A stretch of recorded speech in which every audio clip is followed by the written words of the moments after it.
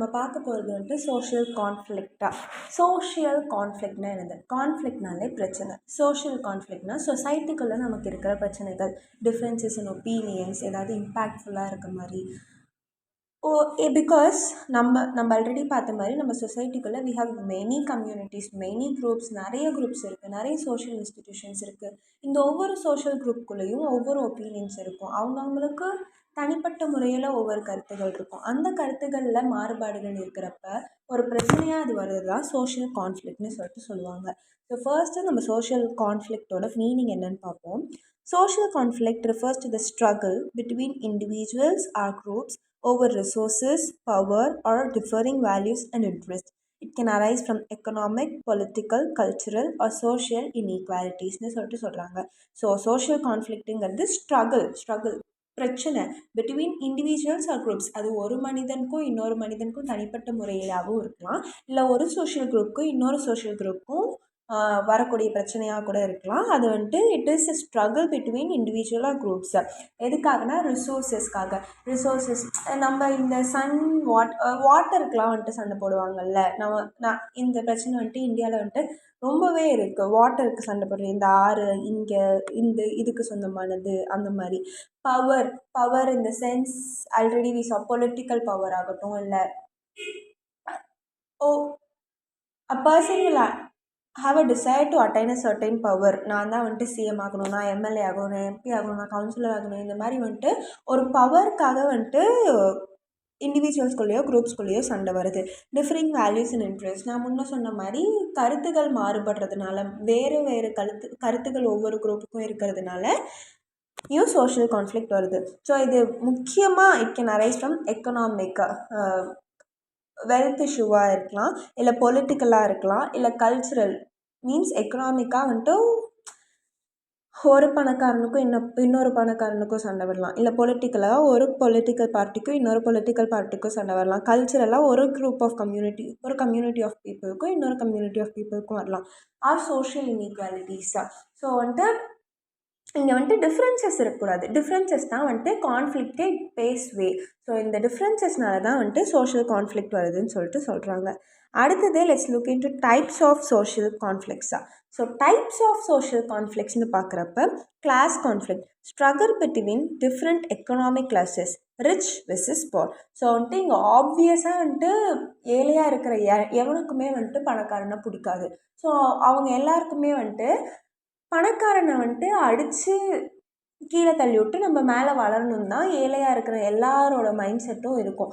அதே சமயத்தில் பணக்காரனுக்கு என்ன இருக்கும், ஏழையாக இருக்கிற யாரை கண்டாலும் வந்துட்டு ஆகவே ஆகாது, தீண்டத்தகாதவங்க மாதிரி பார்ப்பாங்க. ஏன்னா வந்துட்டு தே ஆர் ஹை கிளாஸ் அப்படிங்கிற ஒரு தாட் அவங்களுக்குள்ள அவங்களே வந்துட்டு போர்ட்ரேட் பண்ணி வச்சுருப்பாங்க. ஸோ அவங்க எல்லாருமே என்ன நினைப்பாங்க, ஏழைங்களை வந்துட்டு நம்ம ஏமாற்றிட்டு நம்ம முன்னேறிட்டே இருக்கணும் அப்படின்னு சொல்லிட்டு தான் ரிச் எல்லாருமே நினைப்பாங்க. ஸோ இங்கே ரிச்சுக்கும் போகிறக்கும் ஃபஸ்ட்டு உள்ள டிஃப்ரென்சியேஷன், அந்த டிஃப்ரென்சியேஷன்னால அவங்களுக்குள்ளே இருக்கிற டிஃப்ரென்ஸ் இன் ஒப்பீனியன்ஸ், அவங்களுக்குள்ள வர ஸ்ட்ரகிள் தான் வந்துட்டு கிளாஸ் கான்ஃப்ளிக்ட்னு சொல்கிறாங்க. அடுத்தது caste conflict, tensions between different caste groups, Dalit movements in India. So வந்துட்டு கிளாஸ் மூலிமா மட்டும் இல்லாமல் காஸ்ட்டுக்காகவும் வந்துட்டு இங்கே சண்டை போடுறாங்க. காஸ்ட் கான்ஃப்ளிக்ட்டை பற்றி சொல்லவே தேவையில்லை. Because there are N number of conflicts based on cost.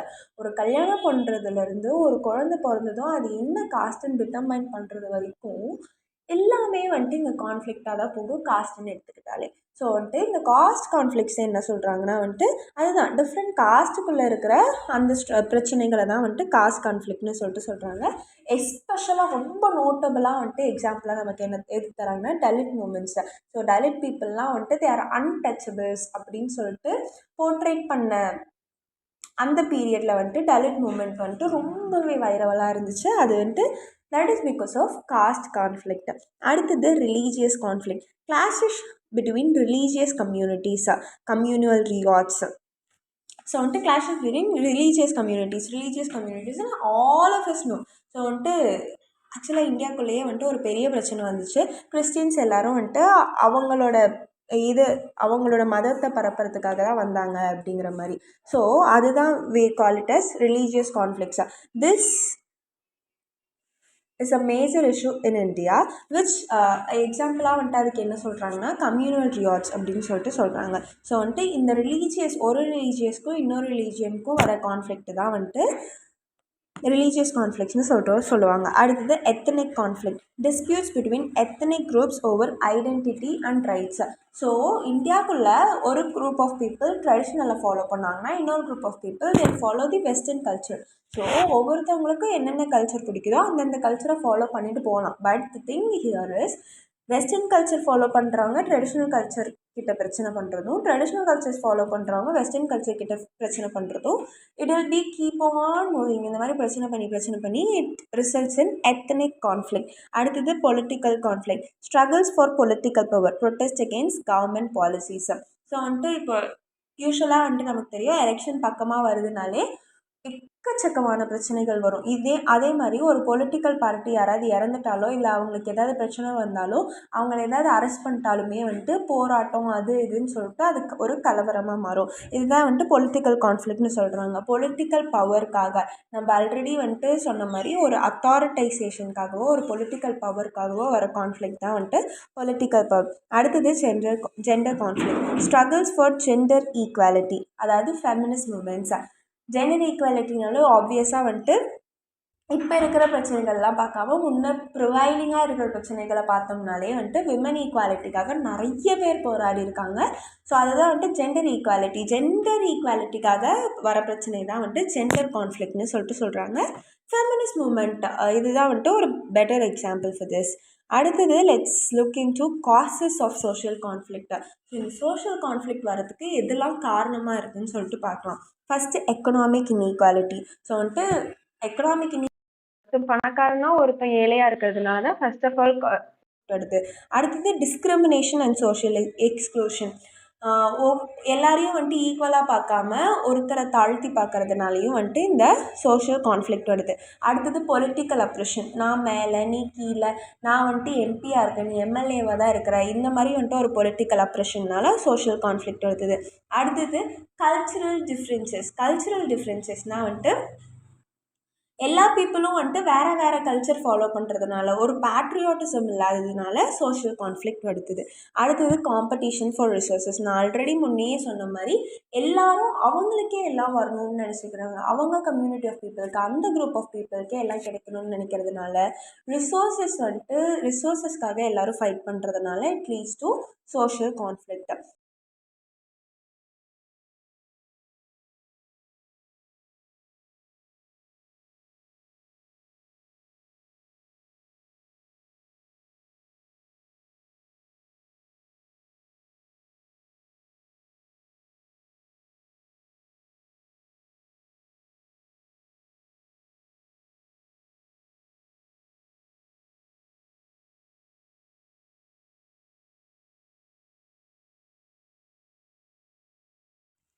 அடுத்தது இந்த சோஷியல் கான்ஃப்ளிக்ட்னால என்னெல்லாம் இம்பேக்ட் வருது சொசைட்டிலன்னு சொல்லிட்டு பார்க்க போகிறோம். சோஷியல் சேஞ்ச் அண்ட் மூமெண்ட்ஸ்னால் இந்த மாதிரி ஒவ்வொரு கான்ஃப்ளிக்ட் ஒவ்வொரு பிரச்சனைகள் வர வர வர வர சொசைட்டி வந்துட்டு டைனமிக் ஆகிட்டே இருக்குது. அதாவது இட் கீப்ஸ் ஆன் சேஞ்சிங். ஒவ்வொரு விஷயமா சேஞ்ச் ஆகிட்டே இருக்குது. ஒவ்வொரு சோஷியல் மூமெண்ட் இந்த கான்ஃப்ளிக்ட்லாம் பெருசாகிறப்போ வந்துட்டு it leads to social movement. அடுத்தது வயலன்ஸ் அண்ட் சோஷியல் அன்ரெஸ்ட். ஒரு சொசைட்டிக்குள்ளே ஒரு ஹார்மனைசேஷனே இல்லாமல் வந்துட்டு எல்லாருமே வந்துட்டு எதுக்காவது சண்டை போட்டுகிட்டே இருக்கிறப்ப ஏதாவது ஒரு கான்ஃப்ளிக்ட் நடந்துகிட்டே இருக்கிறதுனால it leads to social unrest, violence. It leads to violence also. ஒரு மாதிரி எப்போ பாரு கெயோட்டிக்காக இருக்கிற மாதிரி இருக்குது. அடுத்தது strengthening of group identities. So இந்த மாதிரி சோஷியல் கான்ஃப்ளிக்ட் நடக்கிறதுனால ஒரு குரூப் ஐடென்டிட்டி வந்து ரொம்ப டாமினண்ட் ஆகி இன்னொரு குரூப் ஐடென்டிட்டி வந்துட்டு ரொம்ப வந்துட்டு டிஸ்கிரிமினேட் ஆகிட்டே வருது. ஸோ இது வந்துட்டு ஒரு அன்ஈக்வாலிட்டி சொசைட்டி வந்துட்டு க்ரியேட் பண்ணுது. அடுத்தது வந்துட்டு solution of social conflicts, social change and reform, civil right moments.